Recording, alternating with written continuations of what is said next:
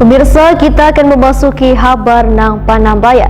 Badan Anggaran DPRD Banjarmasin kembali membahas KUA PPAS 2021 bersama tim TAPD atau Tim Anggaran Pemerintah Daerah Banjarmasin di Aula Gedung DPRD Banjarmasin, Jalan Lambung Mangkurat, Banjarmasin Tengah, mulai dari Baisukan hingga tengah hari Senin 19 Oktober 2020.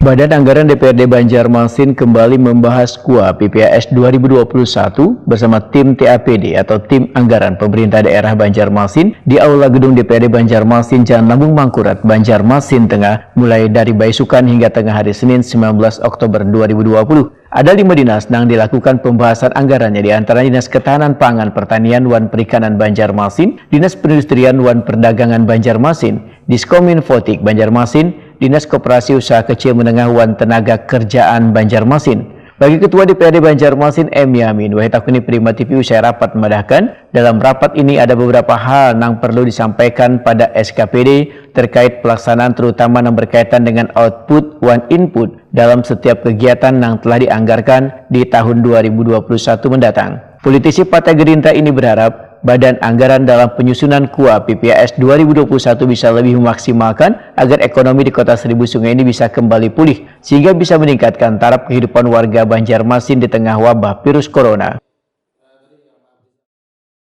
Jadi memang ada beberapa hal yang perlu disampaikan juga ke dinas-dinas terkait dalam hal pelaksanaan kegiatan nanti di 2021. Apa-apa aja yang menjadi output dan input dalam setiap kegiatan yang dianggarkannya di 2021 nanti.